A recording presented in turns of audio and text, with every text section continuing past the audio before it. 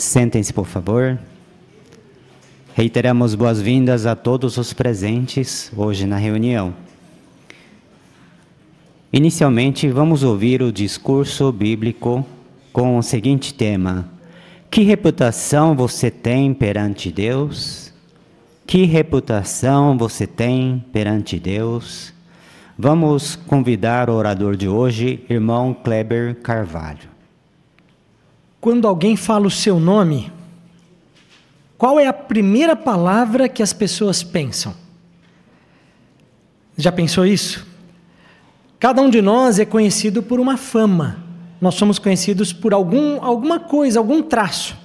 Normalmente, quando você fala para alguém assim, você conhece o fulano? E talvez alguém diga, sim, ele é muito animado.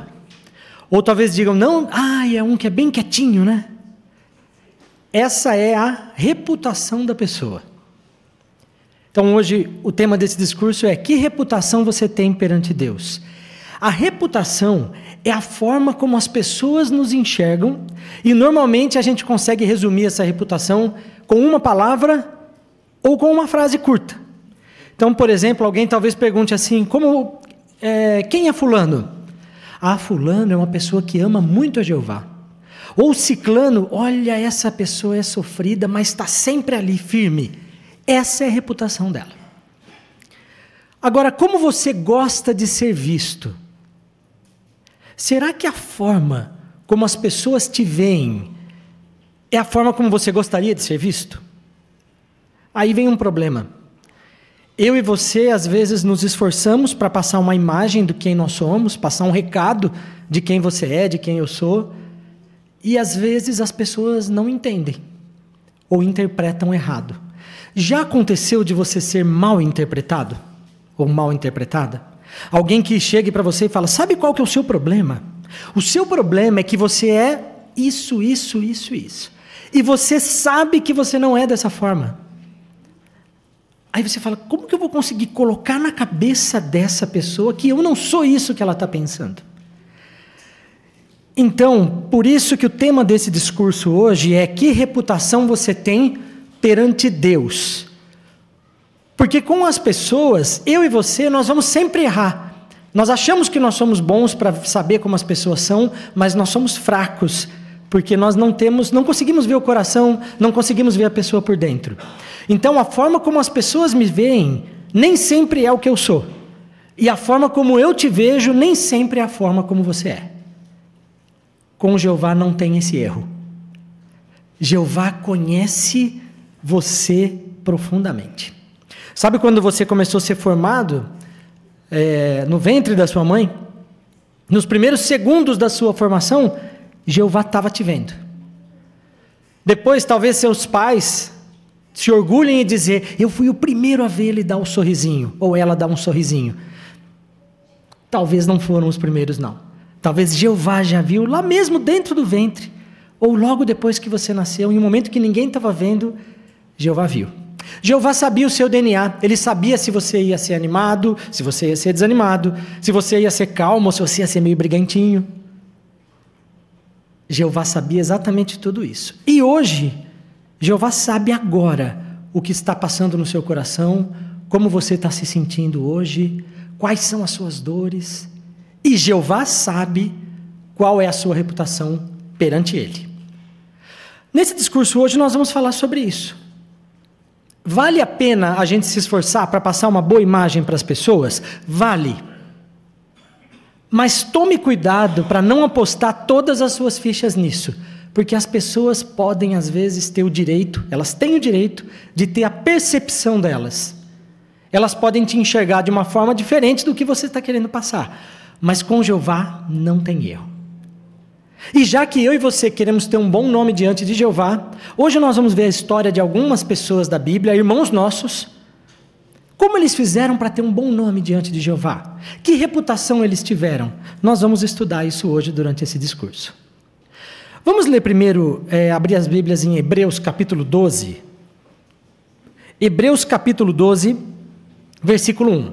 Então, a partir de agora, nós vamos entender, se eu e você queremos ter um bom nome diante de Jeová, o que a gente precisa fazer? Primeira coisa que nós vamos ver, Hebreus capítulo 12, versículo 1, é a primeira lição, o que nós precisamos fazer para ter um bom nome diante de Jeová. 12:1 diz assim: portanto, visto que estamos rodeados de uma nuvem tão grande de testemunhas, ou seja, de pessoas que estão nos observando, livremo-nos também de todo o peso e do pecado que facilmente nos envolve e corramos com perseverança a corrida apresentada a nós, olhando atentamente para o agente principal e aperfeiçoador da nossa fé, Jesus.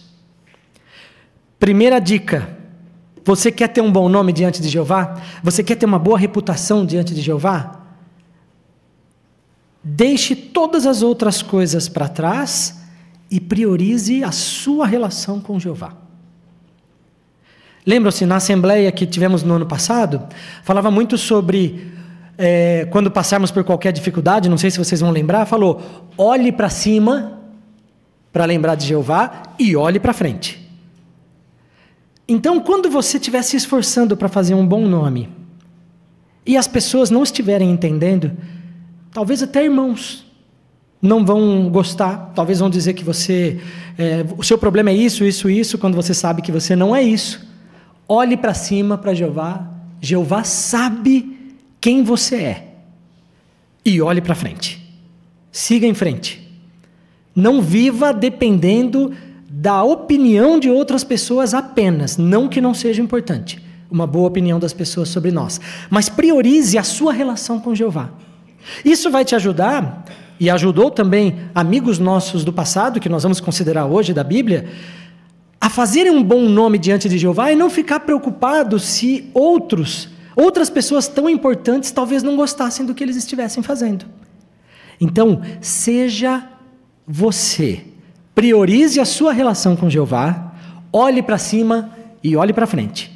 Então, qual que é a dica número 1 para a gente ter um bom nome diante de Jeová? Primeiro, priorizar nossa relação com Jeová e lembrar que Ele está olhando para nós.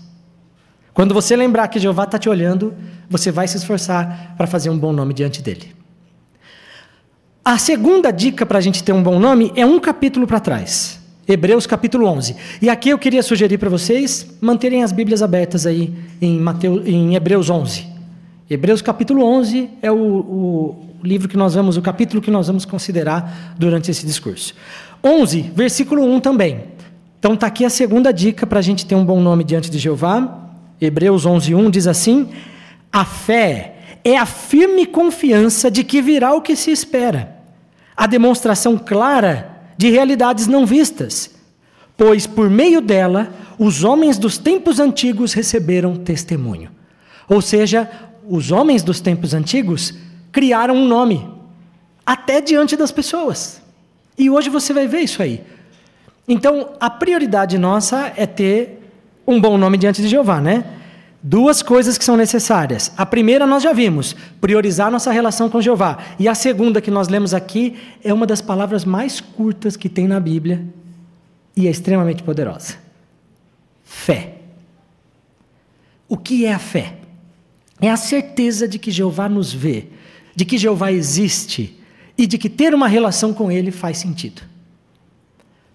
Primeira, Hebreus 12, 1 e 2.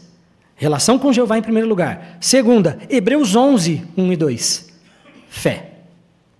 Aqui disse que pessoas dos tempos antigos receberam testemunho. Vamos então fazer um exercício aqui? Eu vou citar alguns nomes de algumas pessoas da Bíblia, irmãos nossos, e você e eu vamos tentar ver que reputação ele tem para nós e vamos descobrir na Bíblia qual a reputação que ele tinha diante de Jeová. Vamos mostrar a primeira imagem, por favor? Quem é esse personagem que aparece aí na Bíblia? Não precisa responder, só na sua cabeça. Apresento a vocês Abel. Abel, e por que ele está aqui sozinho com esses animais? Porque você lembra da história dele, né? Abel, ele não teve o apoio da família dele. Pai e a mãe, Adão e Eva, e o irmão dele, Caim. O que será que ele está pensando aqui? Quando eu falo Abel para você, qual a reputação que ele tem para você? Tempo contando. Tempo esgotado. E aí? Que tipo de pessoa é Abel para você? Obrigado pela imagem, viu? Abel, quando eu falo o nome dele, deve vir para você alguma frase ou alguma palavra que você lembra dele. Mas vamos ver como Jeová via ele? Hebreus capítulo 11, versículo 4. Hebreus 11, 4. Na leitura, vamos tentar descobrir qual era a reputação que ele tem diante de Jeová? Diz assim: pela fé. Isso a gente já sabia, né? Que fé é fundamental para se ter um bom nome diante de Jeová. Mas vamos continuar. Abel ofereceu a Deus um sacrifício de maior valor que o de Caim. Por meio dessa fé, olha a reputação dele, ele recebeu o testemunho de que era justo, pois Deus aprovou as suas dádivas. E embora esteja morto, ele ainda fala por meio da sua fé. Olha só que impressionante, que pessoa que foi Abel. Abel, aqui nós vimos algumas reputações, vamos dizer assim, o nome que ele tinha diante de Jeová. Quando a gente se perguntássemos para Jeová, Jeová, o que o senhor acha de Abel? Ele responderia, um homem de fé. Isso é fato. Depois diz, justo. Quando se fala justo, não é necessariamente uma pessoa que paga o imposto dele em dia, não é isso. O justo é a pessoa que se apega a uma norma, mesmo quando ela não existe. Se apega a princípios. Porque vamos lembrar um pouquinho de Abel. Lembra que ele ofereceu o melhor sacrifício dele para Jeová? Onde estava escrito na Bíblia? Tem que dar o melhor para Jeová. Ele não conhecia essa lei. Aliás, não tinha nada de Bíblia na época. E de onde será que Abel tirou essa ideia de dar o melhor para Jeová, se ele não via Jeová? Vamos pensar um pouquinho. Talvez ele, naquele momento aqui da imagem, talvez ele teve um momento desse, em que ele ficou pensando, espera um pouco, meu pai e minha mãe contaram para mim que estão numa situação difícil porque eles pecaram. Isso deve ser bem claro o que aconteceu. Por quê? Porque ele via os anjos protegendo o jardim. O que será que passava na cabeça de Abel? Quando chegou o momento de ele dar um presente para Jeová, ele deve ter entendido, dentro do coração e na mente dele, espera um pouquinho, meus pais decepcionaram Jeová, porque eles fizeram isso, isso, isso, então eu vou fazer o oposto. Eu vou dar o meu melhor para Jeová. Olhou para cima, meditou em Jeová. Olhou para frente, eu vou aplicar. E assim, ele se tornou alguém justo. Ele tinha como se fossem as normas de Jeová escritas no coração e na mente dele. Sem precisar estar escrito, tem que fazer isso. E olha só, isso foi tão forte, a relação que ele tinha com Jeová era tão forte e tão boa, que foi usada uma expressão aqui nesse versículo, que não se usa em outro lugar da Bíblia. Embora esteja morto, ainda fala. Então, Abel é nosso irmão até hoje. Por quê? Aqui diz, por meio da sua fé. É como se Abel estivesse falando desde o exato momento da morte dele. Lembram o que Jeová falou para Caim? Que o sangue dele está gritando, está clamando, desde o momento que ele foi morto. E até hoje, nós ainda falamos de Abel, para Jeová ele vive. Vamos lá. Como Abel conseguiu criar esse bom nome, essa reputação? Abel era sozinho. Pai e a mãe se afastaram de Jeová. O irmão dele, um assassino, provavelmente já demonstrava esse espírito antes, quando ele não quis oferecer para Jeová o que tinha de melhor. Então, será que existe aqui na congregação, ou nos irmãos que estão assistindo, alguns Abéis, se é assim que nós podemos falar? Tem alguns de vocês aqui que talvez às vezes se sintam sozinhos servindo a Jeová? Você não tem o seu pai, a sua mãe com você, ou o seu filho, seus filhos, seu marido, sua esposa. Olha, eu fui criado na verdade. Toda a minha família é testemunha de Jeová. Eu, por exemplo, hoje, talvez eu vou mandar uma mensagem para os meus pais dizendo, olha, pai, mãe, hoje eu estive lá em Sorocaba, eu estive na congregação Itanguá, ou eu fui em tal lugar, eu fui no congresso, eu voltei feliz. Olha, vocês viram nova explicação? Eu sei o que é viver a verdade com a minha família. mas alguns de vocês talvez não tenham esse privilégio, né? Então eu queria dizer uma coisa para vocês, em nome de toda a fraternidade mundial de irmãos. Nós queremos ser a família de vocês. Esperamos que vocês nos olhem como a sua família. Não se sintam sozinhos. Lutem, assim como Abel lutou, contra um sistema que existia na época. Você nunca vai estar sozinho. Vai chegar um dia em que você vai dizer, valeu a pena, mesmo aparentemente sozinho, ouvindo até o salão, lendo a Bíblia sozinho, coisas que só Jeová está vendo. E você sabe o que é.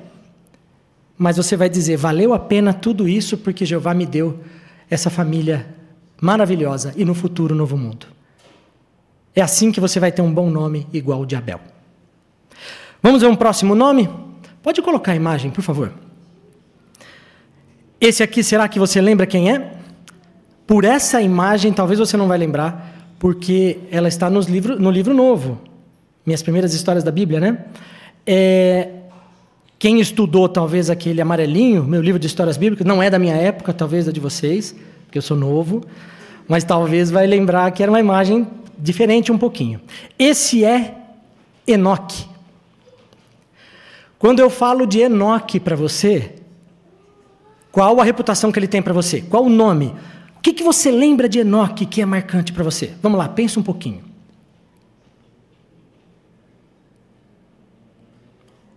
Ótimo. Vamos ver o que Jeová acha dele? Qual é a reputação que ele tem para Jeová? Vamos ler, obrigado pela imagem, viu? Hebreus 11:5. Hebreus 11:5. Antes disso, é importante a gente lembrar o que Enoque fez. Enoque, assim como Abel, por um período, ele foi a única testemunha de Jeová na terra.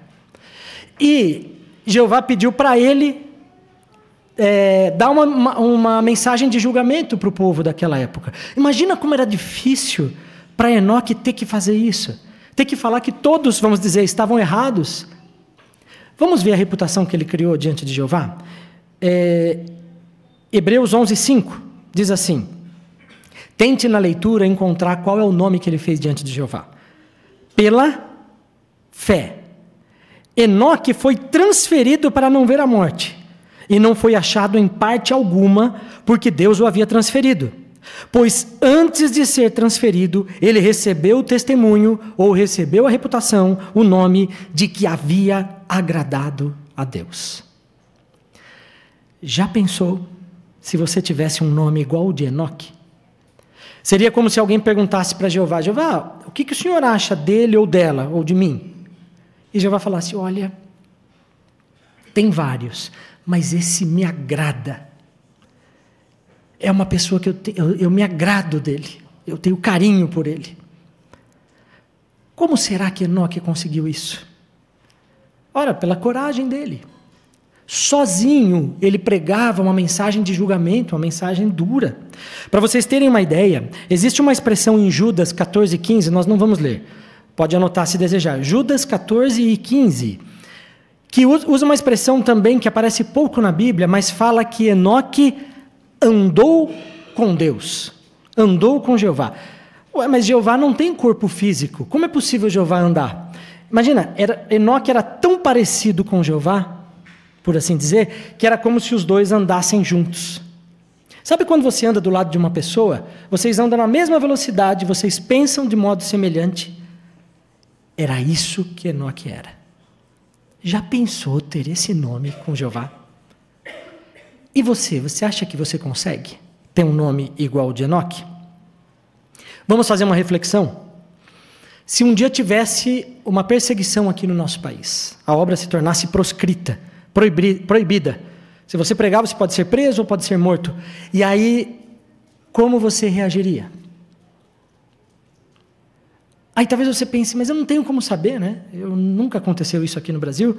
Então, vamos ver algumas tendências para ajudar a gente a ver se nós estamos no mesmo caminho de Enoque. Como você se sente quando você tem que dar testemunho para os seus familiares? Ou quando você tem que dar testemunho para os colegas de classe, do trabalho? Ou quando designam você para pregar no mesmo quarteirão da sua casa? Ui, lá não, viu? Acho que não vai dar ali, eu não consigo. Isso é um indício. Será que eu tenho vergonha de colegas, de parentes, de vizinhos, porque eu estou fazendo a vontade de Jeová? Lembre-se, olhe para cima, Jeová te conhece. Peça força para Ele, coragem, e vamos em frente. Assim, eu e você vamos conseguir ter um bom nome diante de Jeová, assim como Enoque também fez. Vamos para um próximo? Esse você conhece. Pode mostrar a imagem, por favor? Esse você tem que acertar. Já matou a charada, né? Esse nosso irmão é Abraão. Quando eu falo Abraão para você, o que te vem à mente? Se você leu ou estudou aquele livro amarelinho, Histórias Bíblicas, que eu já falei que não é da minha época, talvez você lembre. Esse livro, lá usava uma expressão, citava, está na Bíblia também, que Abraão tem um título que é dado para ele. Amigo de Jeová. Como será que Abraão conseguiu fazer esse nome? Como será que ele conseguiu criar essa reputação? Bom, Abraão, né, nós temos um carinho muito grande por ele, porque nós vemos muitas coisas dele na Bíblia. Ele conduziu o povo de Jeová, né? Obrigado pela imagem. Vamos ler Hebreus 11, versículos 8 a 10. Olha por que Abraão conseguiu ter um bom nome e tente descobrir que reputação que ele teve diante de Jeová. Hebreus 11, 8 a 10. Diz assim: pela fé, Abraão, quando chamado, obedeceu, partindo para um lugar que receberia como herança. Ele partiu, embora não soubesse para onde ia. Pela fé, viveu como estrangeiro na terra da promessa, como se estivesse em terra estrangeira, morando em tendas com Isaque e Jacó, herdeiros com ele da mesma promessa. Pois aguardava a cidade que tem verdadeiros alicerces, que foi projetada e construída por Deus. Abraão, ele morava no luxo. Ele tinha uma casa boa, ele era um homem rico. A cidade onde ele morava, Ur, era uma cidade moderna para aquela época. E ele teve que deixar tudo para fazer a vontade de Jeová e morar em tendas. Qual que é a reflexão que nós podemos fazer para ver se eu e você estamos tendo o mesmo bom nome? Por que será que Jeová via Abraão como amigo? Quando se fala amigo, é como se dissesse parceiro. Olha, aqui, já pensou, você pergunta, Jeová, como o Senhor me vê? Fala, você é o meu amigo, amigo do peito. É alguém que você confia, é alguém que você não tem dúvida, é alguém que você quer do seu lado. Esse era Abraão para Jeová. Mas por quê? Ele deixou coisas que para ele talvez fossem melhores, para coisas que aparentemente seriam inferiores, por uma causa maior. Qual foi a reputação dele?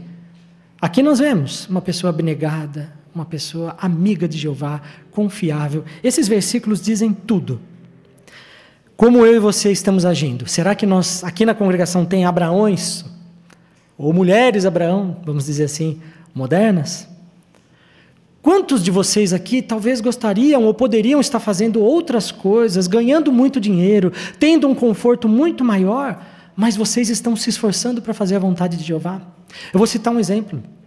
Os pioneiros, regulares e auxiliares, poderiam estar tranquilamente fazendo o normal, fazendo em casa. Aqui vocês têm pioneiros especiais.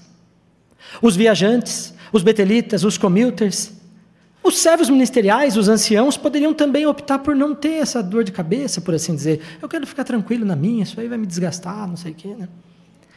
Lembre-se de uma coisa.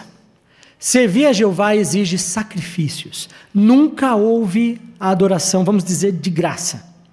Até nos tempos bíblicos, para você obter o perdão de Jeová, na hora de prestar adoração para ele no templo, você tinha que oferecer um animal abatido. O sumo sacerdote tinha que oferecer. Se você não tivesse isso, você teria que dar 2 pombas, 2 rolas. Se você não tivesse isso, você tinha que dar farinha. Mas tinha que dar alguma coisa. Depois da farinha não tinha mais nada. Não, farinha todo mundo tem que dar. O que isso significa? Às vezes, irmãos, para a gente ter um bom nome diante de Jeová, eu e você vamos ter que deixar de lado ou deixar para trás alguns desejos que a gente teria e priorizar nossa relação com Jeová. Lembre-se, o apóstolo Paulo chamou as coisas aqui do mundo como um lixo. Não fixe sua mente nessas coisas.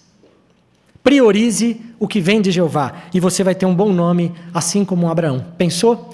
Quem sabe Jeová, hoje, lá nos céus, já te vê como amigo dele. Isso não tem preço. Vamos ver o próximo? Quarta pessoa que nós vamos considerar é esse da imagem. Vamos ver se você lembra. Esse confunde um pouco, hein? Ele também está no livro novo. Ele confunde um pouco, porque quando você vê ele correndo, muitas pessoas vão pensar que é José. Já vou adiantar que não é. Estraguei a surpresa, né? Apresento a vocês Moisés. Quando você vê Moisés, você lembra dele naquele cesto, boiando ali no rio, ou depois lá na frente como um líder da nação de Jeová, né? Mas a gente esquece esse período aqui, ó, que nós estamos vendo na imagem. Qual é a reputação de Moisés para você? Quem é Moisés para você? Pensa um pouquinho. E vamos ver para Jeová. Obrigado pela imagem. Vamos ver o que diz Hebreus 11, 24 a 26. 24 a 26. Qual é o nome que ele tinha diante de Jeová? Pela fé, Moisés, quando adulto, se recusou a ser chamado filho da filha de Faraó, escolhendo ser maltratado com o povo de Deus, em vez de desfrutar os prazeres temporários do pecado, porque considerava a desonra do Cristo como uma riqueza maior do que os tesouros do Egito. Olha só, lembrando a ilustração que nós fizemos de olhar para cima e olhar para frente, hein? Pois olhava atentamente para o pagamento da recompensa. Olhava para frente. Só para vocês terem uma ideia, Moisés, quando ele foi entregue, aqui diz que ele se negou a ser chamado filho da filha de Faraó. Talvez você pense, não é nada, era um homem rico lá, né?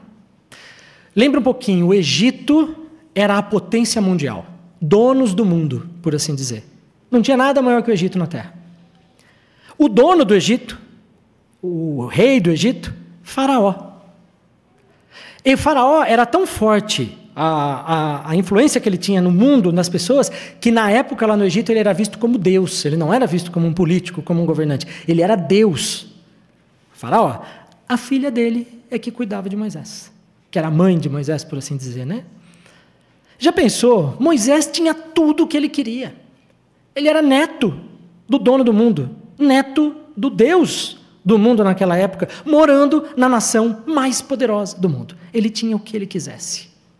E o que foi dito aqui? Ele escolheu ser maltratado. Será que ele gostava de sofrer? Não. Mas ele escolheu a melhor porção. Pense um pouquinho em você.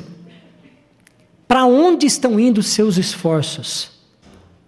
Tanto você jovem, quanto você de mais idade. Você tem habilidades que Jeová viu e está te atraindo. Mas Satanás vê essas mesmas qualidades e ele também vai querer te atrair. Escolha para quem você quer prestar os seus serviços. Os dois te querem. Assim como os dois tentaram Moisés. E ele escolheu Jeová. Que nome lindo Moisés teve. O homem mais manso da face da terra. Se é manso, então não falhava. Falhou. Mas manso significa que o Jeová tinha um carinho tão grande pelo coração dele e pela forma dele agir, que era espetacular. Eu e você podemos ser como Moisés, e eu tenho certeza que aqui tem pessoas, jovens, que estão priorizando o ensino de Jeová, estar com os irmãos, alvos espirituais, priorizando a relação com Jeová. Vamos mostrar a última imagem? É o último nome. Nós vamos considerar pouco este quinto nome. Quem é essa aí? Eu já vi alguns mexendo a boca, acertaram. Raabe.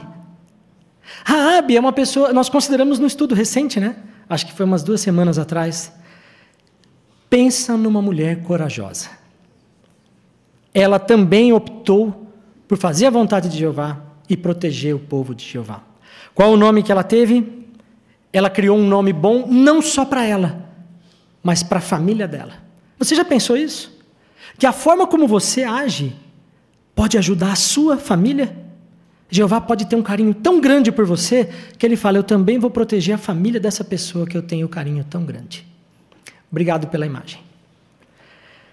E assim nós finalizamos a consideração de 5 personagens bíblicos. A gente chama de personagem, mas não é bem assim.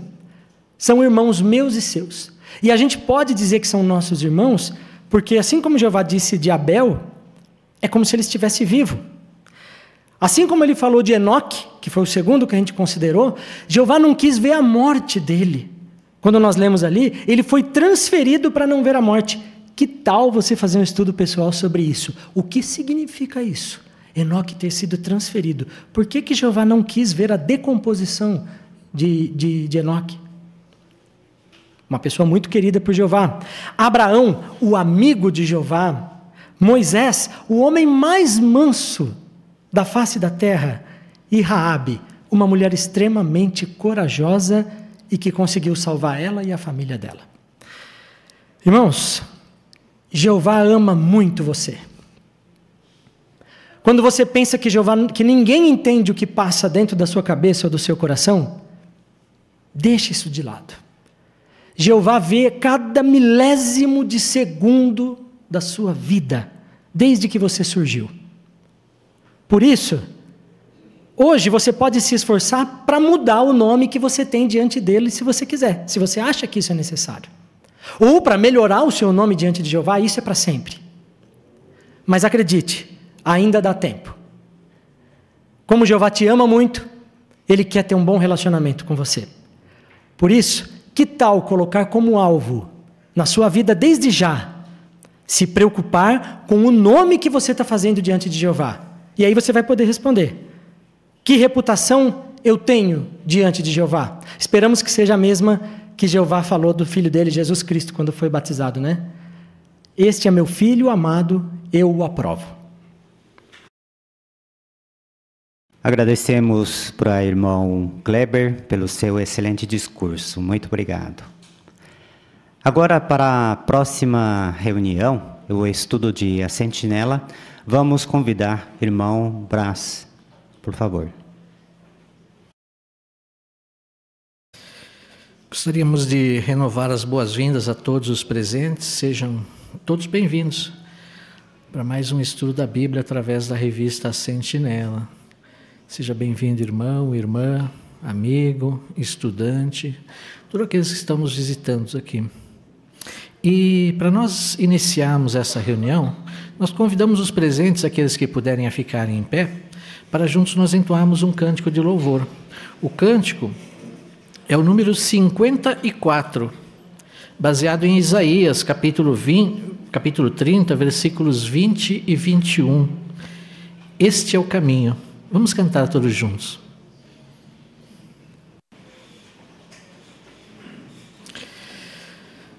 Hoje nós vamos considerar juntos o estudo 39. Tem o seguinte tema: seja rápido em ajudar quem mostra interesse nas boas novas. O texto temático é Atos capítulo 13, versículo 48. Todos os que tinham a disposição correta para com a vida eterna se tornaram crentes. Qual o objetivo desse estudo? Como esse estudo vai nos ajudar? O objetivo desse estudo é que nós consigamos, através dele, aprender qual é o melhor momento, por exemplo, para oferecer um estudo bíblico, ou para convidar um estudante a estar presente às reuniões, ou como ajudar esse estudante aqui nas reuniões, como dar as boas-vindas a ele. Então nós vamos estudar por meio da Bíblia pontos que podem nos ajudar, desde o início lá no nosso trabalho de pregação de casa em casa, até quando essa pessoa que se interessou pela verdade está aqui junto conosco nas reuniões. Então faremos esse estudo através da Bíblia, iremos considerar pontos da Bíblia que vão nos ajudar nesse estudo. E o estudo da Sentinela, ela tem por objetivo exatamente esse, nos instruir a respeito de pontos, princípios e verdades da Bíblia, né? Então, vamos considerar a Bíblia através da revista Sentinela e todos estão convidados a participar com seus comentários. Os irmãos pesquisaram, fizeram sua preparação, né? E agora queremos ouvi-las também. Temos certeza que vai ajudar muito no bom entendimento desta matéria. Quem irá fazer para nós a leitura dos parágrafos hoje é nosso irmão Mateus Guedes. Vamos então ouvir a leitura do parágrafo 1. Na época dos primeiros cristãos, muitas pessoas aceitaram a verdade assim que ouviram as boas novas. Hoje também, algumas pessoas ficam felizes quando ouvem a mensagem do reino pela primeira vez. Outras de início não mostram interesse, mas depois abrem o coração para a nossa mensagem. O que devemos fazer quando encontramos pessoas com a disposição correta? Antes da pergunta, nós vamos abrir nossas Bíblias aqui em Atos.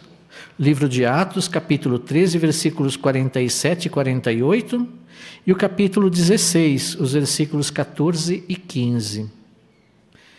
Vamos fazer o seguinte, vamos pedir para a irmã Renata ler para nós o 13, 47 e 48, e a irmã Carol ler para nós o 16, 14 e 15. Pois Jeová nos deu esta ordem: eu designei você como luz para as nações, para que leve salvação até os confins da terra. Quando as pessoas das nações ouviram isso, alegraram-se e começaram a glorificar a palavra de Jeová, e todos os que tinham a disposição correta para com a vida eterna se tornaram crentes. Uma mulher estava escutando. Ela se chamava Lídia, era vendedora de púrpura da cidade de Tiatira e adoradora de Deus. E Jeová lhe abriu amplamente o coração para prestar atenção ao que Paulo estava falando. Então, depois que ela e os da sua casa foram batizados, ela insistiu: se vocês me consideram fiel a Jeová, venham ficar na minha casa. E ela simplesmente nos fez ir. Obrigadas, irmãs, pela leitura. A pergunta do parágrafo 1: como as pessoas talvez reajam às boas novas? Irmã Célia?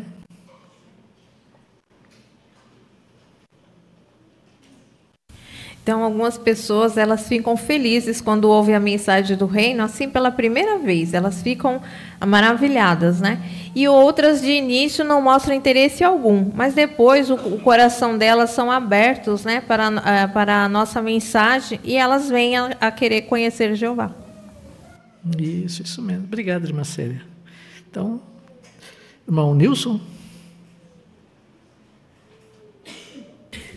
E aqui nos versículos mostraram aspectos interessantes. Aqui teve um grupo de pessoas que verificaram que não era eles o alvo inicial, mas depois, visto que os outros que deveriam estar atentos e não foram, não tocou o coração, aí o segundo grupo nesse caso, então, se beneficiou, ficaram felizes da vida. E a Lídia também foi outro exemplo, né? Então, Jeová abriu o coração dela, de dentro para fora. E aí ela simplesmente tocou para frente, acatou tudo, porque realmente amou a Jeová, né? E continuou leal e demonstrando a generosidade, que foi um exemplo para a congregação que ela pertenceria depois. Foi magnífico, um belo exemplo. Isso, obrigado, irmão Nilson, exatamente. Então, nós vemos que essa disposição correta para com a verdade das pessoas depende, né? Pode ser no momento ou mais à frente. Nós vamos ver isso no estudo. Muito bem.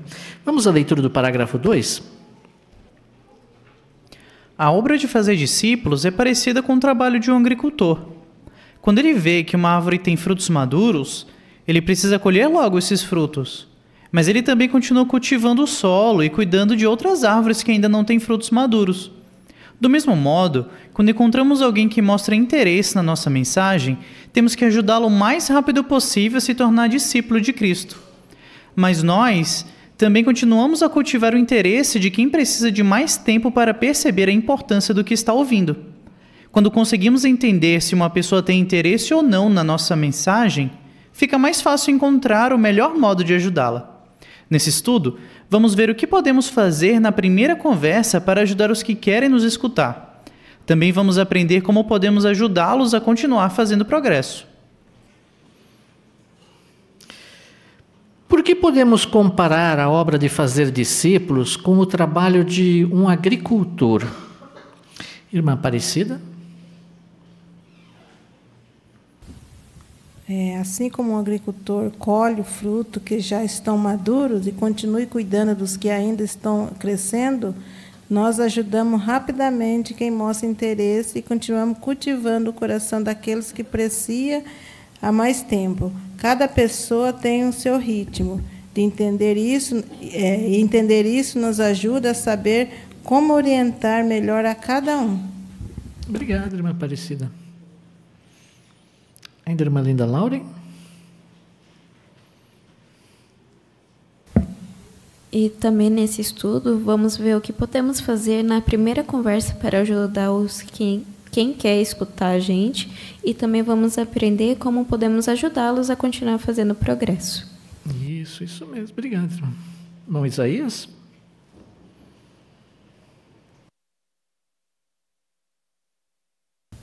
Então, o ponto é identificarmos o momento certo, não é?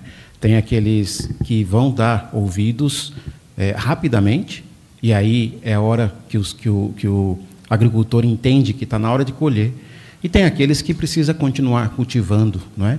Por isso que aí em João 4, 35 e 36, fala que no finalzinho ali, né, o semeador e o ceifeiro se alegram juntos.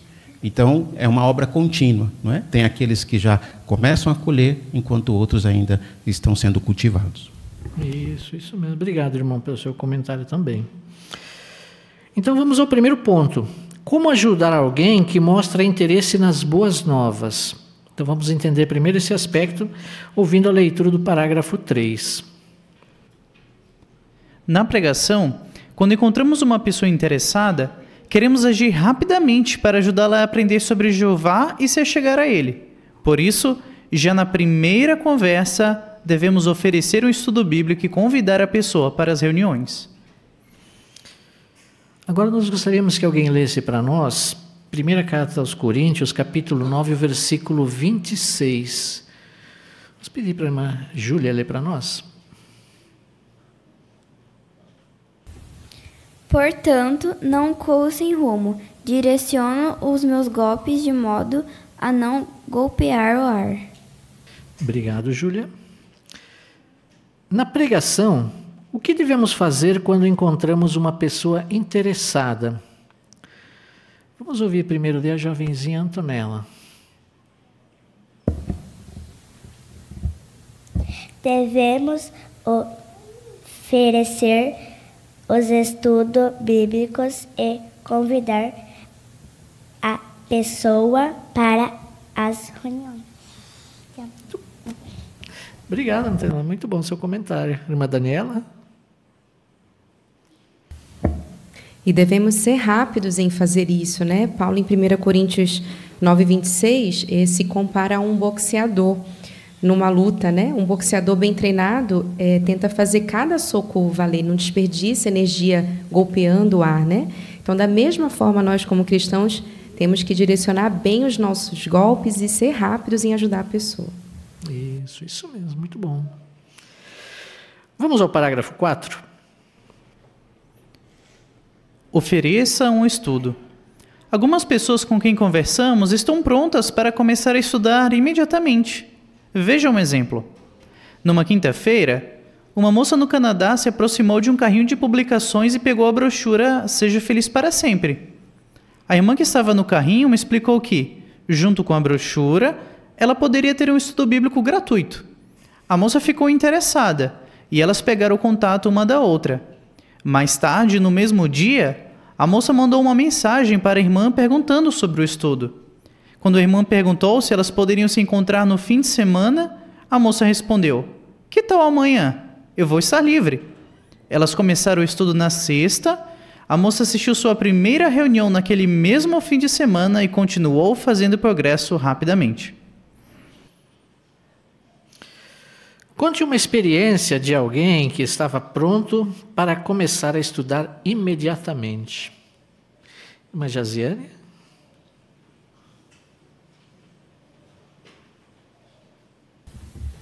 O parágrafo fala de uma pessoa que se aproximou de um carrinho numa quinta-feira e viu a brochura Seja Feliz para Sempre.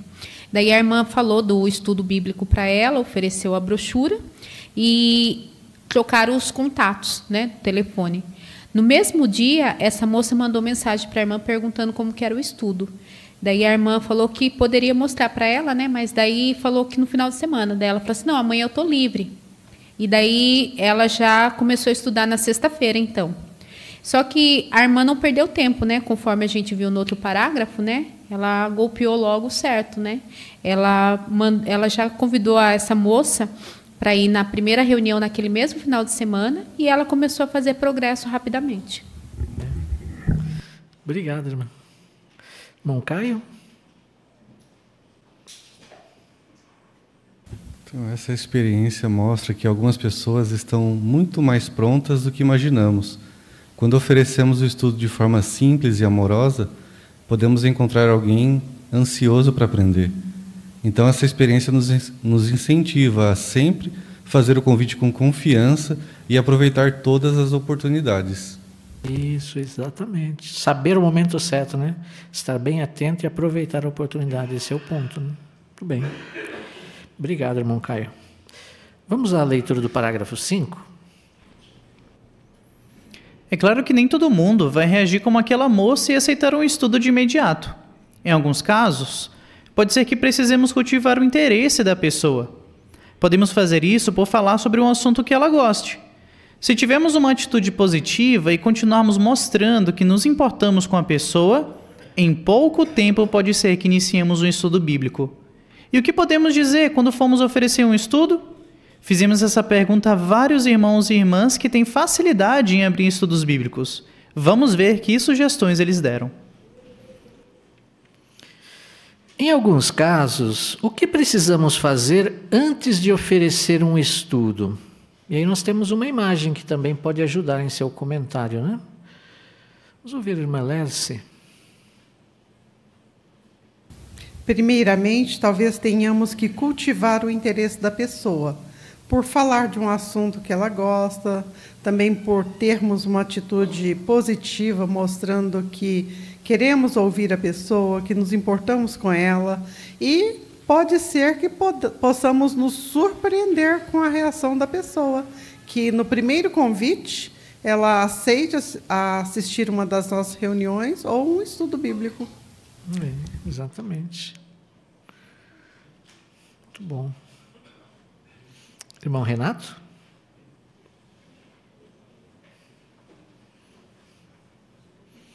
Então vemos que esse segundo tipo de pessoa exige mais trabalho da nossa parte, cultivar esforços da nossa parte. Mas vemos que produz resultados, né? Se nós formos pacientes e usarmos mais de um método para ajudar essas pessoas, vamos conseguir nosso objetivo, que é abrir um estudo bíblico. Isso, exatamente. Ainda, irmã Luciene? Na imagem, né, nós podemos ver aqui os dois irmãos pregando para esse senhor, né? Ele está ali sentado, é um militar aposentado, está descansando, né? Então ele deixou a publicação com ele e do lado há duas irmãs, né? Deixaram a brochura também, né? Com essa moça, né? Casada, né? Com filhos, está com um filho pequeno, outro pequenininho ali do lado. Então aí surge a pergunta: o que poderíamos dizer para ajudar essas pessoas a querer estudar a Bíblia? Isso, exatamente. Muito bom. Ainda Paulo?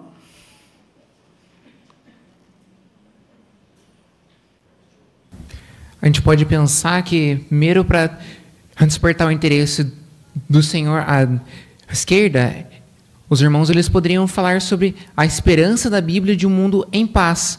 Já na direita, falando para essa mãe, eles poderiam despertar o interesse dela, mostrando como Deus, que assim como Ele quer o melhor para nós, seus filhos, eles poderiam usar isso para pregar para essa mãe, mostrando que ela também quer o melhor para os filhos dela, e assim mostrar a esperança que Deus lhe dá para o nosso futuro. Isso mesmo, muito bom. Obrigado também, Paulo, pelo seu comentário. Então, essas duas imagens nos mostram que, às vezes, a reação das pessoas não é no mesmo tempo, né? Isso pode acontecer, né? Por exemplo, talvez esse militar aposentado, ele não reaja tão imediatamente, talvez quanto aquela mãe. Mas não tem nada, não tem nenhum problema nisso, né? Cada um reage de uma forma diferente. É isso que nós veremos nesse estudo também, né? Cada um tem o seu tempo para aceitar a verdade, né? O importante é nós tentarmos ajudar a todas essas pessoas, né? De uma maneira ou de outra. E nós vamos ver, no decorrer do estudo, eles vão voltar também esses personagens para mostrar como os irmãos ajudaram esses personagens, né? Vamos à leitura do parágrafo 6. Esses irmãos explicaram que, em alguns lugares, ao falar sobre o estudo, é melhor evitar dizer coisas como curso da Bíblia, estudar ou eu vou ensinar você. Eles perceberam que as expressões que mais funcionam são conversar, falar um pouco mais e entender a Bíblia. Para a pessoa querer continuar a conversa, você pode dizer: é incrível como a Bíblia tem respostas para as perguntas mais importantes da vida. Ou: a Bíblia não é só para quem é religioso. Ela também dá boas dicas para o nosso dia a dia. Depois, podemos dizer: você não vai gastar muito tempo. Em 10 ou 15 minutos, dá para aprender coisas que podem fazer a diferença na nossa vida. Para não assustar a pessoa, é melhor não passar a ideia de compromisso ou de que ela vai ter a obrigação de nos receber toda semana. O que podemos dizer para a pessoa querer continuar a conversa? Irmã Kellen? Então, para não assustar a pessoa, é melhor então não passar a ideia de um compromisso que ela vai ter uma obrigação, né, de receber toda semana. Aí o parágrafo deu até dicas, né, que é melhor evitar falar que é um curso da Bíblia, que vai estudar ou que vai ensinar, e usar expressões como vamos conversar, vamos falar um pouquinho mais, entender um pouco mais da Bíblia. Isso, obrigado. Aqui em nossa localidade, o que os irmãos percebem que surte mais efeito? Irmão Lucas? Eu já tive a oportunidade de falar que se poderia voltar para conversar um pouquinho mais sobre a Bíblia. Olha, mais uns 10, 15 minutos. Então, no meu caso, né, cada irmão tem sua maneira. Né, então, é bom ver o que tem dado resultado. Inclusive, a análise desse parágrafo foi isso. O que tem dado resultado? Então, varia de pessoa para pessoa. Mas está cada vez mais difícil usar a palavra: olha, eu quero estudar para o senhor, o estudo é 1 hora. Isso não existe mais. Né? Então, sempre reduzir o tempo, já que o tempo das pessoas está muito curto hoje. Isso, exatamente. Irmão João Davi?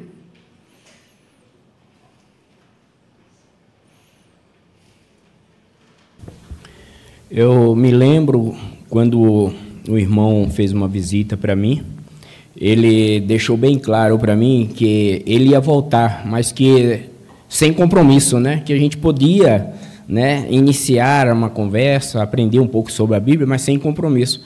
E aquilo ali me incentivou bastante, né? E eu continuei estudando, né? E eu tenho usado também esse método, né? Às vezes eu falo para a pessoa: olha, eu vou voltar aqui, mesmo sem compromisso, para a gente aprender um pouco mais da Bíblia, né? Isso ajuda também, né? Isso já me ajudou bastante já. Isso mesmo. Muito bom. Irmão Nilson? Eu aproveitava muito as oportunidades, como instrutor de escola, ao assistir às reuniões à noite. Aí, então, verificava se tinha alguém que não estava estudando. Às vezes estava acompanhando os nossos irmãos, ou o cônjuge. E tive a oportunidade de começar alguns estudos assim. Inclusive, um começou na mesma semana. Ele já tinha estudado, mas tinha desistido de repente. Então, eu estou sem estudos e gostaria de dirigir um estudo. Você não quer ser meu estudante? Depois teve um outro na mesma congregação. Esse daí agora já começou recentemente. Se tornou um publicador não batizado, né? Já estava pregando lá. Então, aproveitar a oportunidade. E Jeová é que vai abrir a oportunidade para a gente. Mas se a gente ficar calado, não perguntar, não vai descobrir se ele está interessado ou não. Isso, exatamente. Muito bom. Obrigado, irmão Nilson. Então, a ideia, a princípio, no começo, nas primeiras visitas, nas primeiras vezes que você vai conversar com a pessoa, É mostrar realmente esses pontos que foram considerados aqui, né? Uma conversa, não dar o tom de muita responsabilidade, né? Mas por quê? Até a pessoa se aperceber, até a pessoa entender que aquilo que ela está aprendendo é a verdade. Quando ela começar a dar valor à mensagem e ela perceber que aquilo ali realmente vem de Deus, é a palavra de Deus que ela está aprendendo, coisas que podem salvar a vida dela, aí sim ela vai dar mais valor, né? Aí ela vai tratar aquilo com mais interesse, mas talvez no começo ela não tenha tanto interesse, então nós precisamos ajudá-la nesse princípio, né? Nós vamos ver isso no estudo. Vamos ao parágrafo 7. Convide para uma reunião.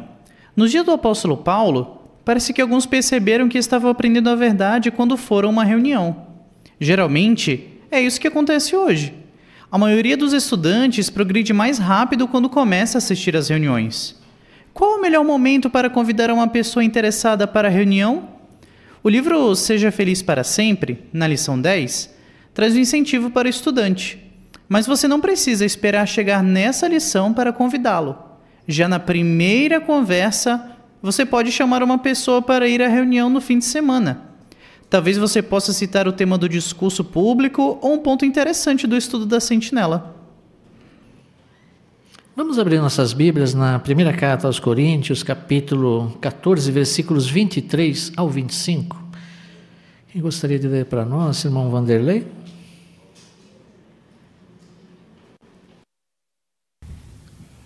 Assim, se a congregação inteira se reunir e todos falarem em línguas, e entrarem pessoas comuns ou descrentes, não dirão que vocês estão loucos?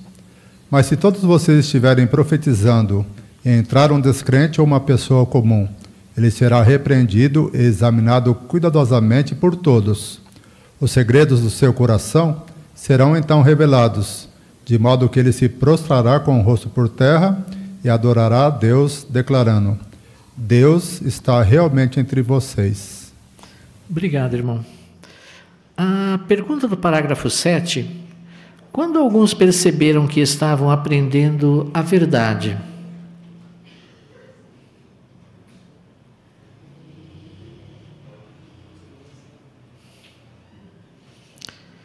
A irmã Aparecida? Muitas pessoas percebem que estão aprendendo a verdade quando vão a uma reunião, assim como acontecia nos tempos de Paulo, conforme menciona 1 Coríntios 14, 23 a 25.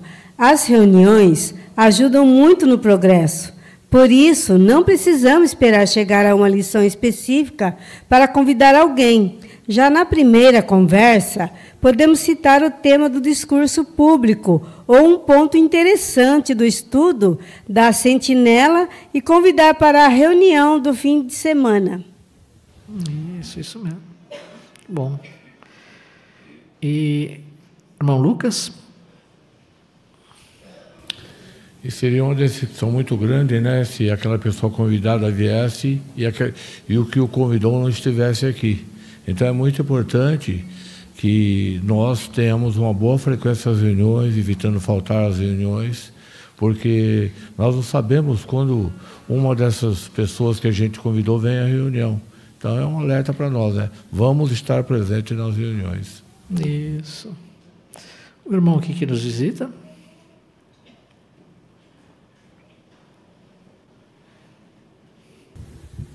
Então, alguns lá no primeiro século chegaram a dizer: Deus está realmente entre vocês.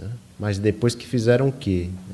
Depois que viram o profetizar, numa adoração a Jeová. Então, só sentiram isso, que estava adorando a Jeová, e encontraram a verdade quando foram no local de adoração. Isso acontece o mesmo hoje. Tem pessoas que começam a estudar depois que assistem à reunião, por assim dizer. O primeiro contato com a verdade talvez foi uma celebração, um discurso especial, e depois começam a estudar, porque presenciam isso, de que realmente Jeová está no nosso meio. Isso mesmo. Quantos de nós não começou assim, assistiu uma reunião, ficou encantado com o que viu, com como foi tratado, como foi recebido, e aí decidiu aprender mais, É isso que nós queremos então fazer também, né? E sempre o discurso público, o estudo da sentinela, também ajuda, né? Aqueles que talvez estejam nos visitando pela primeira vez hoje, está percebendo o estudo da sentinela falando exatamente sobre esse assunto, né? Sobre a importância de estudar, de aprender mais e de estar presente às reuniões. Vamos ao parágrafo 8. Ao convidar uma pessoa interessada, explique como as nossas reuniões são diferentes do que ela talvez tenha visto em outras religiões. Uma estudante que assistiu pela primeira vez o estudo da sentinela perguntou para sua instrutora: "O dirigente sabe o nome de todo mundo?" A irmã explicou que, assim como sabemos os nomes dos nossos familiares, nós nos esforçamos para saber o nome de nossos irmãos. A estudante falou que não era assim na igreja dela. Outra diferença que podemos citar é o objetivo de nossas reuniões. Nós nos reunimos para adorar a Jeová, aprender sobre Ele e encorajar uns aos outros. É por isso que nossas reuniões são organizadas para aprendermos e não para repetirmos rituais. O Salão do Reino é um local para estudar, por isso ele é bem iluminado. Além disso, por sermos neutros, não promovemos nenhum partido político. Também não participamos de debates ou discussões sobre opiniões pessoais. Algo que pode ajudar é mostrar com antecedência para o estudante o vídeo "O que acontece em um Salão do Reino?". Assim, ele já vai para a reunião tendo uma ideia de como vai ser. Vamos abrir nossas Bíblias em Isaías, livro de Isaías, capítulo 54, versículo 13. Isaías 54, 13. Vamos pedir para a irmã Ana Lúcia ler para nós. Todos os seus filhos serão ensinados por Jeová. É grande será a paz dos seus filhos. Obrigado, irmã, pela leitura. A pergunta do parágrafo 8, o que podemos dizer quando convidamos alguém para ir a uma reunião?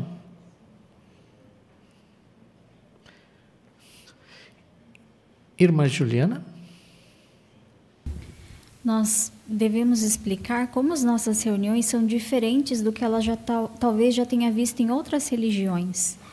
Aí cito o caso de uma estudante que assistiu à reunião pela primeira vez no fim de semana e, ao ver o estudo da sentinela, perguntou para a instrutora: "Mas o dirigente sabe o nome de todo mundo?" E a irmã explicou que, assim como nós sabemos os nomes dos nossos familiares, nós nos esforçamos para saber o nome dos nossos irmãos. E outra diferença foi o que foi lido em Isaías 54, 13, que o nosso objetivo é ser ensinado por Jeová, um lugar para nós aprendermos. Isso mesmo. Irmão Enzo?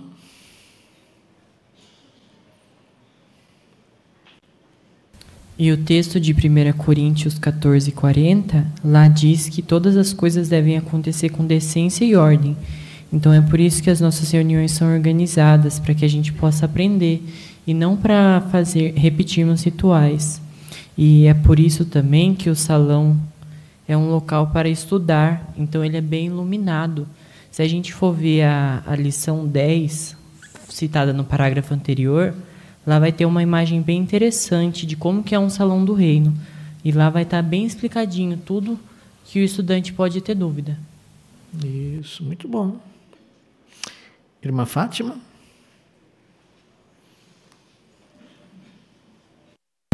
Também outro detalhe que ela vai perceber é que nós não tomamos nenhum partido político, também não usamos debates, discussões, como a gente vê em algumas igrejas, mas para ela ter uma visão melhor do que são as nossas reuniões, é bom mostrar esse vídeo que acontece em um salão do reino. Aí ela pode ter assim uma noção melhor. Isso mesmo. Irmão Lucas Rafael?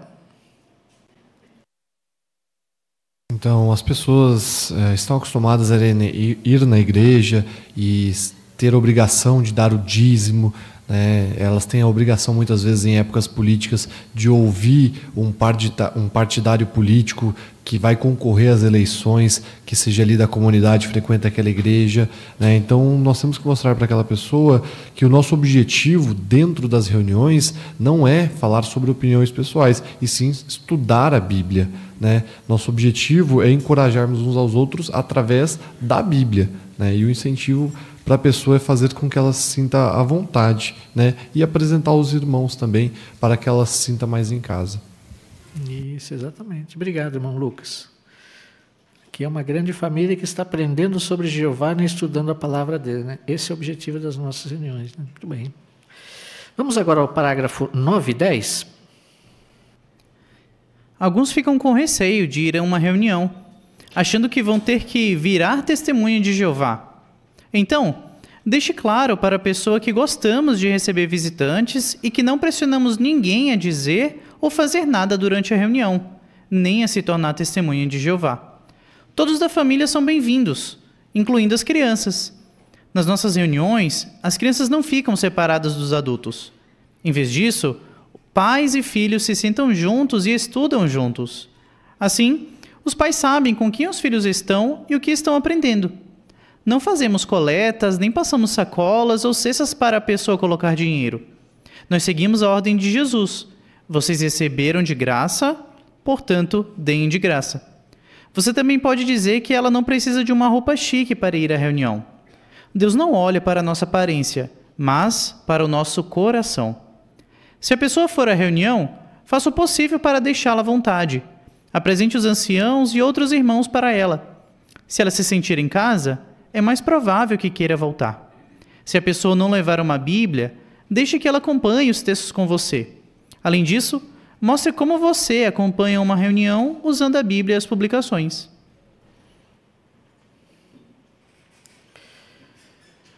O que podemos dizer para alguém que talvez esteja com receio de ir a uma reunião? Aqui nós temos uma imagem também, né, irmã Simone? Então, uma das coisas que podemos deixar claro para a pessoa que nós gostamos muito de receber os visitantes e que deixamos eles à vontade, não pressionamos eles a dizer nada ou a fazer alguma coisa durante as reuniões e nem obrigamos a pessoa a se tornar testemunha de Jeová. Mas que elas são todas bem-vindas, né? Tanto ela como os seus filhos, e que os filhos também, eles não ficam separados na reunião, eles ficam ali do lado dos seus pais, para os pais saberem o que eles estão aprendendo também. Isso mesmo. Laurinha?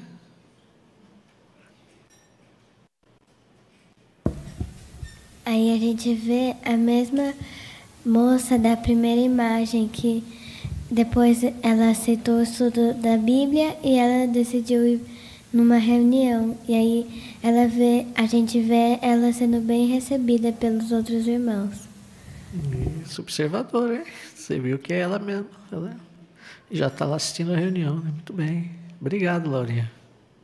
Paulo?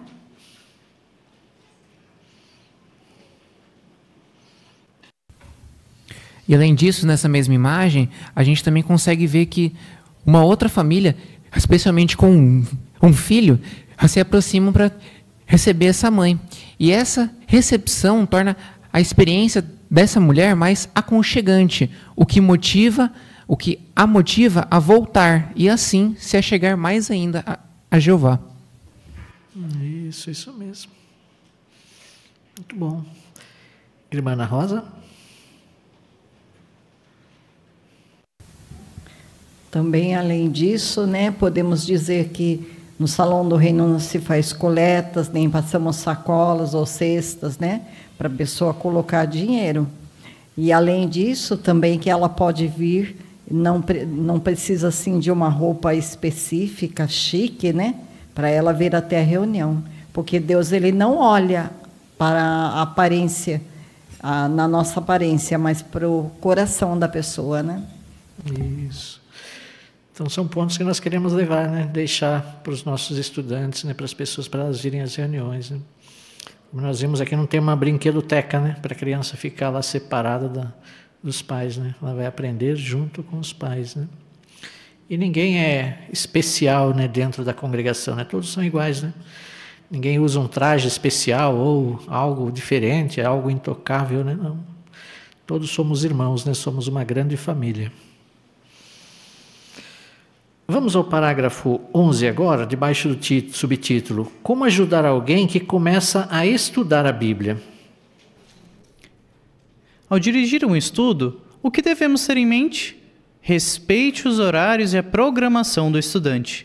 Por exemplo, se você combinar um horário, seja pontual, mesmo que na sua região as pessoas tenham o hábito de se atrasar. Além disso, talvez seja melhor que o primeiro estudo não demore muito. Alguns publicadores experientes até dizem que é bom terminar o estudo mais cedo, mesmo que a pessoa queira estudar um pouco mais. Tome cuidado para não falar demais e deixe o estudante à vontade para se expressar. Como você pode mostrar que respeita os horários e a programação do estudante?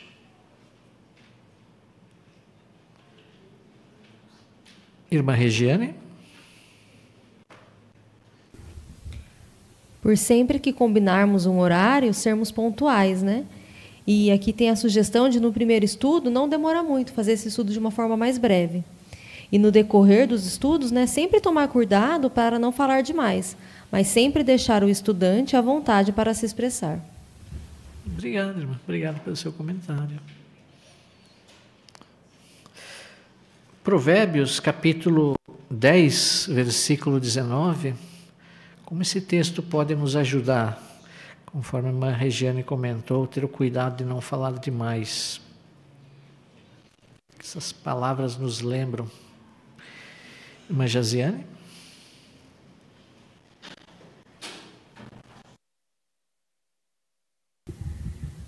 Ele fala para a gente controlar a língua e agir com prudência.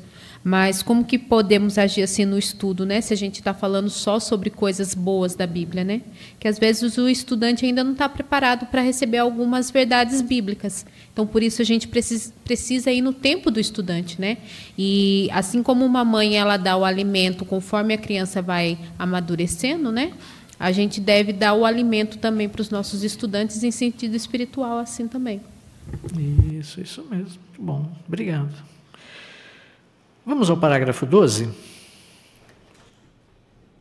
Desde o começo, seu objetivo deve ser ajudar o estudante a conhecer a Jeová e a Jesus e a desenvolver amor por eles. O modo de fazer isso é não chamar atenção para você mesmo e para seu conhecimento da Bíblia, mas sim para a palavra de Deus. O apóstolo Paulo foi um bom exemplo disso. Ao ensinar as pessoas, ele se concentrava em Jesus Cristo, que veio à Terra para nos ajudar a conhecer e amar a Jeová. Além disso, Paulo deixou claro que é importante ajudar os estudantes a desenvolver boas qualidades que podem ser comparadas a ouro, prata e pedras preciosas. Essas qualidades incluem a fé, a sabedoria, o discernimento e o temor a Jeová.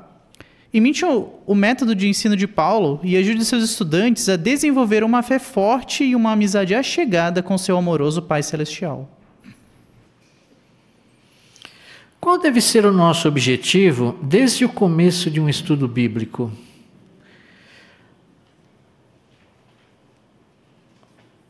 Vamos ouvir, o Theo vai falar. Seja o Pai Jesus. Obrigado, Theo, pelo seu comentário. A irmã Cláudia? Precisamos também ter em mente levar o conhecimento ao nosso estudante sobre Jeová e Jesus, e eles assim conseguir desenvolver o amor, né? E precisamos também imitar um método como Paulo nos deixou. Assim nós vamos ajudar os nossos estudantes a desenvolver uma fé forte e uma amizade achegada com o nosso amoroso Pai Celestial. Isso, muito bem, obrigado, irmã. Irmã Mara? Quando Jesus esteve na terra, a maior preocupação de Jesus era louvar o nome de Jeová e fazer com que as pessoas o conhecessem. Então, se nós imitarmos, como Paulo, aquilo que Jesus deixou para a gente como exemplo, nós vamos fazer aquilo que Paulo diz em 1 Coríntios. Nós vamos fazer com que o estudante desenvolva qualidades preciosas, tão preciosas como prata, pedras preciosas e ouro, ou seja, a sabedoria, a fé, o discernimento e, principalmente, o temor a Jeová, o medo de desagradar o nosso Criador. E isso só é possível se nós fizermos o estudante aprender a amar a Jeová. A nossa base para o nosso estudo é que o estudante ame tanto a Jeová que não queira desagradá-lo e assim seguir os passos de nosso maior exemplo, Jesus Cristo. Isso, obrigado, irmã. Obrigado também pelo seu comentário. As palavras ali de Atos, capítulo 10, versículos 25 e 26, nos dão que responsabilidade perante Jeová? O que essas palavras nos ensinam? Que cuidado nós devemos ter? Irmã Luciene? Quando Cornélio foi ao encontro de Pedro, ele se prostrou, né? E Pedro levantou ele e falou assim: não faça isso, né? Fique de pé, eu sou apenas homem. Eu sou homem como você. Então, Pedro ele não chamou atenção para si mesmo. Então, nós temos que tomar esse cuidado, né? Que ao dirigir o estudo, a gente tem que chamar atenção para a Bíblia e não para nós ou para o conhecimento que a gente tem. Isso mesmo. Levar para a mensagem da Bíblia. Obrigado, irmã. Vamos ao parágrafo 13. Ao ensinar, siga o exemplo de Jesus, sendo paciente e compreensivo. Evite fazer perguntas que deixem a pessoa desconfortável. Se o estudante tiver dificuldade de aceitar um ponto, continue o estudo e volte a falar sobre isso outra hora. Em vez de tentar forçar o estudante a aceitar o ensino, dê tempo para a verdade criar raízes no coração dele. A Bíblia compara ensinos falsos a fortalezas que estamos tentando demolir. Então, antes de abalar a confiança do estudante nas crenças dele, precisamos ajudá-lo a construir uma nova fortaleza, ou seja, a confiar em Jeová como seu refúgio. Como podemos ser pacientes e compreensivos ao ajudar um estudante? A irmã Tatiana.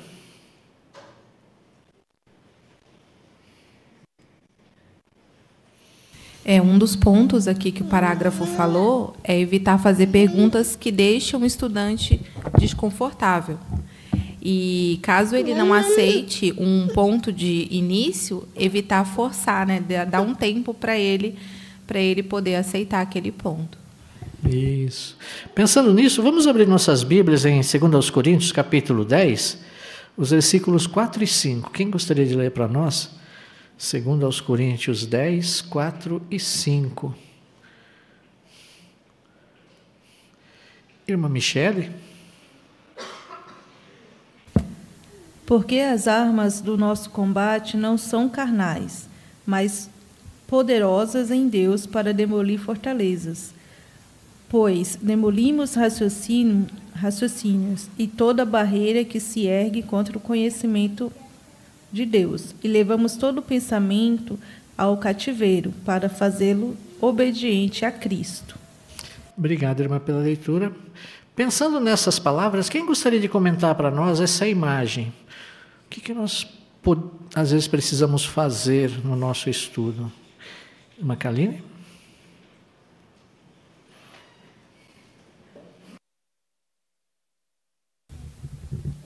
É o que esse texto mostra, né? Que talvez antigas crenças elas podem funcionar como fortalezas na mente do estudante. Então, pequenos detalhes eles vão revelar. E se notarmos nessa imagem, lá no fundo, tem um porta-retrato, que talvez esse estudante, ele em uma época da vida, ele tenha servido no serviço militar. Então, talvez isso indique que ele carregue ainda alguns valores, né, do passado.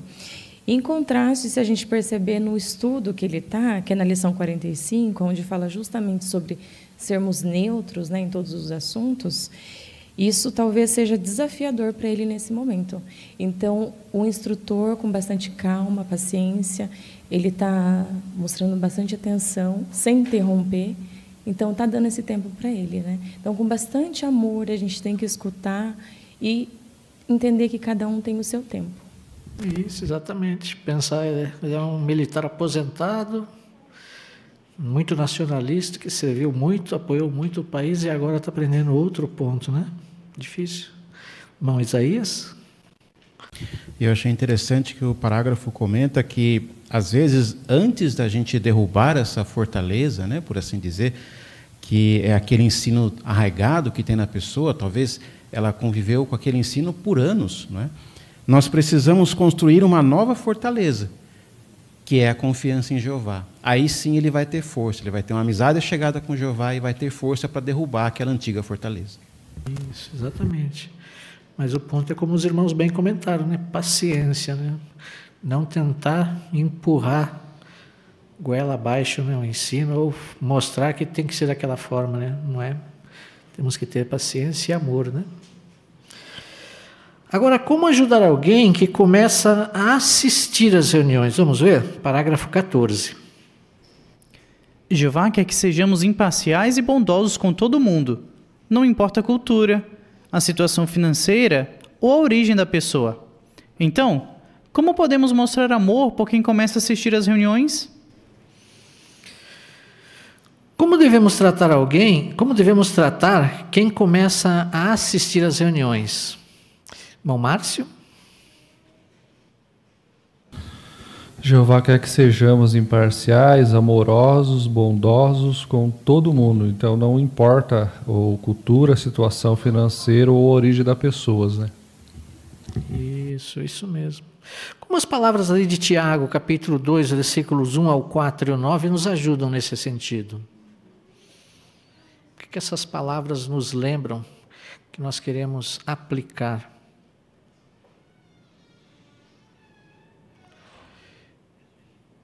Irmã Juliana? Esse texto fala sobre favoritismo, de tratar uma pessoa que chega com anéis de ouro. O texto fala ali no versículo 2, diferente de uma pessoa que é pobre, que chega com uma roupa imunda. É justamente isso que Jeová não quer, porque Jeová é um Deus imparcial. Nós devemos ser como Ele. Isso. Exatamente. Somos todos irmãos, né? Somos todos iguais perante Jeová. Muito bem. Vamos aos parágrafos 15 e 16? Alguns vão para as reuniões só por curiosidade ou porque foram convidados por alguém de outra congregação. Então, ao ver um visitante no salão, converse com ele e dê boas-vindas. Mas tome cuidado para sua animação não deixá-lo constrangido. Convide o visitante para sentar com você e compartilhe com ele sua Bíblia e suas publicações, ou consiga publicações para ele. Além disso, tente entender os sentimentos dele. Um homem que visitou um salão do reino disse para o irmão que o recebeu que estava sem graça por não estar de roupa social. O irmão o ajudou a se sentir à vontade e explicou que nós, testemunhas de Jeová, somos pessoas comuns. Um tempo depois, esse homem se batizou, mas ele nunca esqueceu aquela resposta. Ao falar com um visitante, antes ou depois das reuniões, sempre tenha em mente o seguinte: queremos mostrar que nos preocupamos com ele, mas sem ser intrometidos. Existe ainda outra forma de ajudarmos os visitantes a se sentir bem nas reuniões. Em nossas conversas, comentários e partes, quando falamos de quem não serve a Jeová, procuramos sempre ser respeitosos. Evitamos falar coisas que possam ofender ou fazer com que a pessoa não queira mais assistir às reuniões. Por exemplo, nunca queremos criticar ou falar mal das crenças de outros. Irmãos que fazem discursos públicos precisam ter ainda mais cuidado com isso. Esses irmãos também mostram consideração, explicando palavras e conceitos que os visitantes talvez não entendam.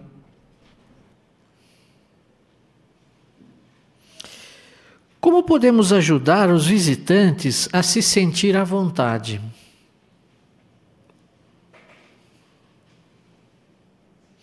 Irmã Elaine? Acho que a grande maioria de nós se lembra, né, da primeira reunião, mas assim da maneira como foi tratado, né? Muitas vezes a gente nem lembra do que foi dito, qual foi o assunto. Então aqui destaca isso, né? Que nós queremos deixar a pessoa realmente fazendo com que ela se sinta bem, né? Por conversar com ela. Aqui fala sobre compartilharmos, né, as nossas publicações, porque pode ser que ela está sozinha, não conhece ninguém, né? E também tomar cuidado até com a nossa animação, né? Porque às vezes a gente fica tão empolgado que acaba assustando a pessoa, né? Então, o nosso interesse, com certeza, vai motivá-la a voltar outras vezes, né? Esse homem que visitou o salão, ele disse isso, né? Que a maneira como o irmão o tratou, até fazendo com que ele soubesse que nós somos pessoas comuns, né? Já que ele não estava vestido do modo como nós nos vestimos, fez o que ele, então, se sentisse à vontade. Então, a gente tem que se preocupar com isso, né? Deixar a pessoa bem à vontade, que ela fique, se sinta bem realmente no nosso meio, para que queira voltar. Isso mesmo. Obrigado. Ricardinho?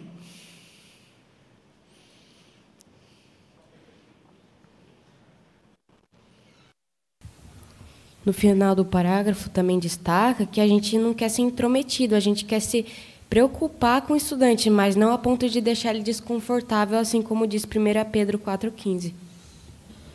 Isso, muito bem. Obrigado. Irmã Létice?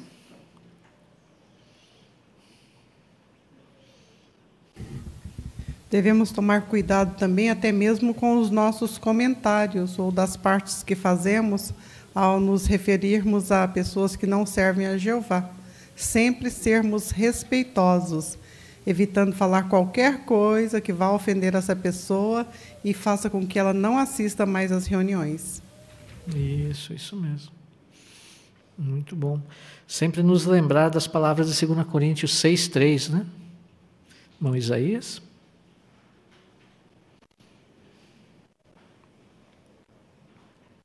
Então, queremos evitar ser pedra de tropeço para essas pessoas, né? Então, realmente precisamos ter cuidado. O parágrafo ainda menciona aqueles que fazem discurso público. Precisa ter mais cuidado ainda, né? De como se referir para realmente não se tornar pedra de tropeço. Queremos que esses visitantes se sintam bem à vontade em nosso meio. Isso. Todos nós estamos aqui para aprender, né, irmão Caio? Até mesmo porque ele pode ter uma crença, né, nascido em uma família religiosa, e ao se deparar com alguém, talvez falando mal, por assim dizer, da sua crença, ele pode não querer retornar. Isso mesmo. Então nós queremos ajudar, de não ser pedra de tropeço, exatamente. Não queremos falar das crenças dos outros, né? Vamos ao parágrafo 17. A cada dia, a obra de fazer discípulos se torna mais urgente. E nós vamos continuar encontrando pessoas que têm a disposição correta para com a vida eterna. Quando isso acontecer, não devemos ter receio de oferecer um estudo bíblico para elas ou de convidá-las para as reuniões. Assim, podemos ajudar essas pessoas a dar os primeiros passos na estrada que conduz à vida. Bom, Mateus, muito obrigado pela sua leitura. Agradecemos muito em nome da congregação, nos ajudou muito aqui no bom entendimento desta matéria. O que devemos fazer quando encontramos pessoas que têm a disposição correta para com a vida eterna? Irmã Rosângela?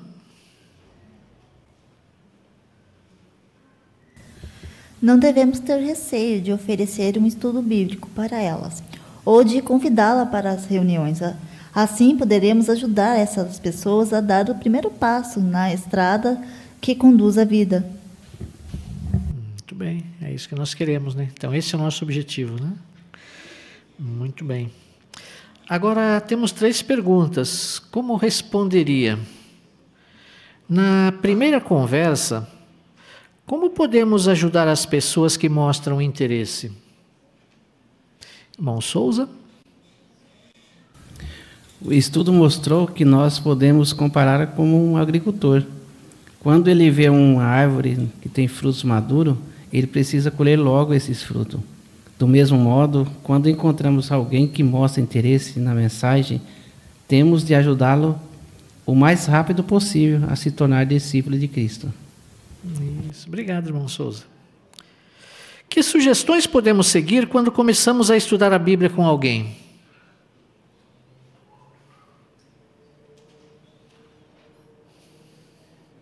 Irmão Takeshi?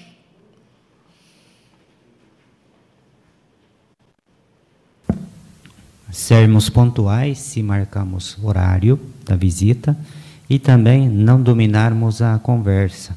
Nós temos muito a falar mas nós temos que ter paciência, rápido no ouvir e devagaroso no falar. Isso mesmo. Obrigado, irmão Takeshi.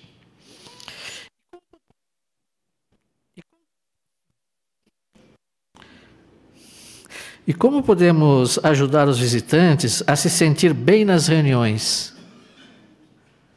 Irmã Delmira?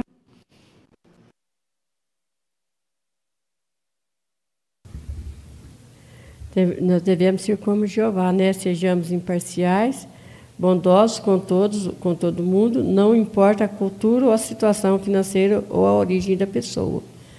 Isso mesmo. Obrigado, irmã Delmira. Ainda, irmã Lerce?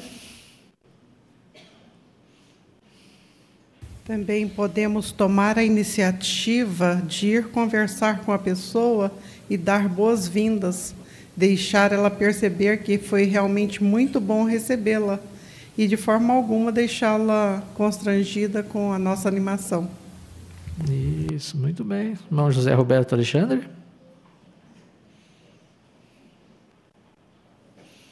O mais difícil Jeová fez, né? Que é trazer aquela pessoa até a reunião.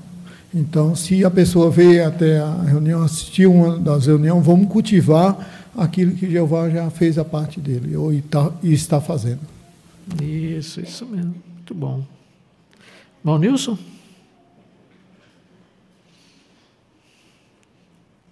Tem coisas simples que a gente pode fazer, né? Especialmente as irmãs, quando observa que tem um neném, um filho, né? Ali, talvez, para deixar ela bem à vontade, talvez possa carregar um pouquinho. Outros podem também até passar a Bíblia para a pessoa e ajudá-la a encontrar os textos, porque não tem aquela facilidade que nós temos, né? Aí, nesse caso, então, ela não vai esquecer desse detalhe. Pode ser que ela não entenda muito mais coisas, né? Mas os atos de bondade, de mostrar interesse, marca profundamente o coração da pessoa que está visitando. Isso mesmo. Obrigado, irmão Nilson.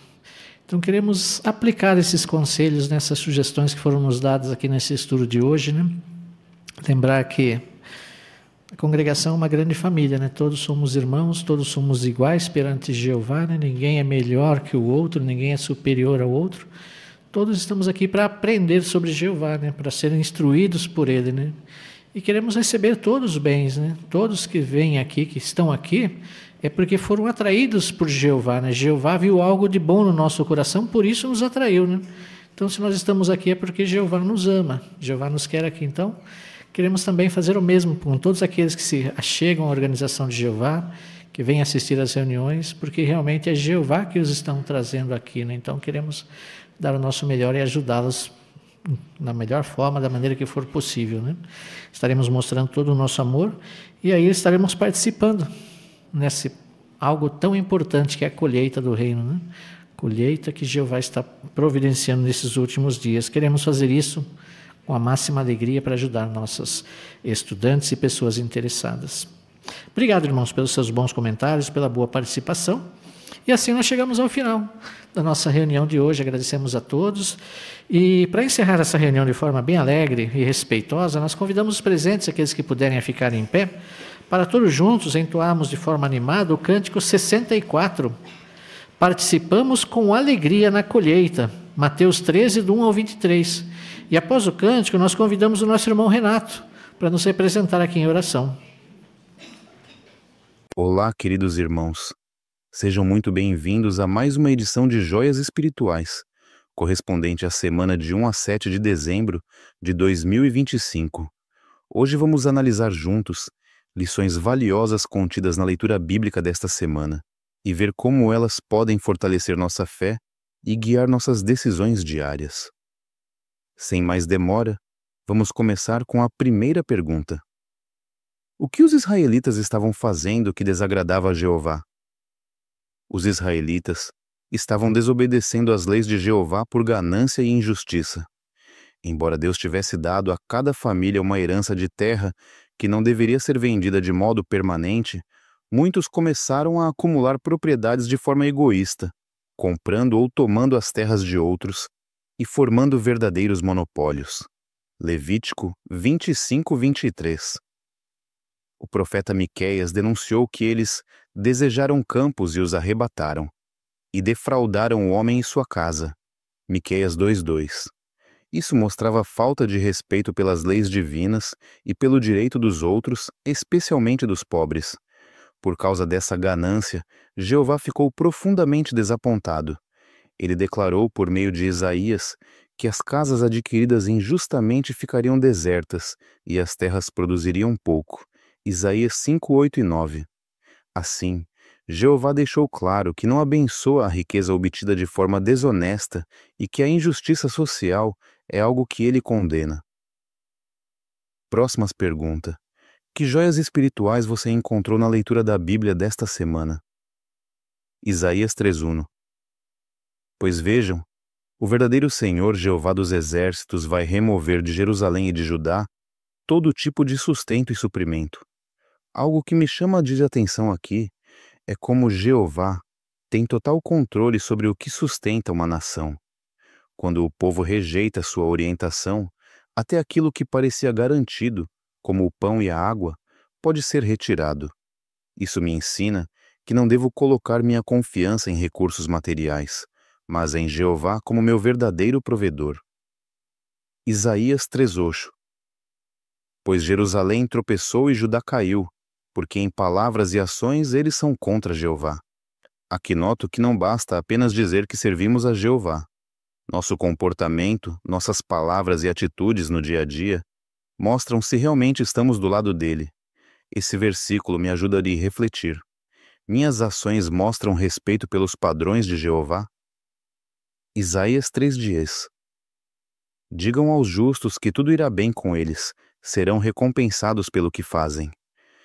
Gosto muito desse versículo porque transmite esperança. Mesmo em tempos difíceis, Jeová vê os que se esforçam para fazer o que é certo. Isso fortalece minha confiança de que, mesmo quando o mundo à nossa volta está em crise, Jeová continua cuidando dos seus servos fiéis. Isaías 3:20. Os portões dela ficarão de luto, e ela se sentará no chão, desolada. Esse fim tão triste mostra o resultado inevitável de uma vida sem Jeová. Me faz pensar na importância de buscar sua orientação agora, antes que as consequências cheguem. Quando seguimos os princípios dele, evitamos muita dor e sofrimento desnecessários. Isaías 4:1. E 7 mulheres agarrarão um só homem naquele dia, dizendo: comeremos o nosso próprio pão e providenciaremos a nossa própria roupa, apenas sejamos chamadas pelo seu nome, para que fiquemos livres de desonra. O que me chama a atenção aqui é o desejo profundo que essas mulheres têm de se livrar da vergonha, a ponto de abrir mão de direitos básicos só para serem associadas a um nome respeitado. Isso me lembra como é importante sermos identificados com o nome de Jeová, e como a dignidade verdadeira vem de pertencer ao seu povo, não das aparências externas. Isaías 4:3. Todos os que restarem em Sião serão chamados de santos. Me parece muito valioso que Jeová considere santos os que permanecem leais a ele. Isso mostra que mesmo em tempos de julgamento, há um grupo fiel que se destaca por viver de maneira limpa e dedicada. É um lembrete de que, se mantivermos nossa integridade, Jeová nos reconhece como parte do seu povo santo.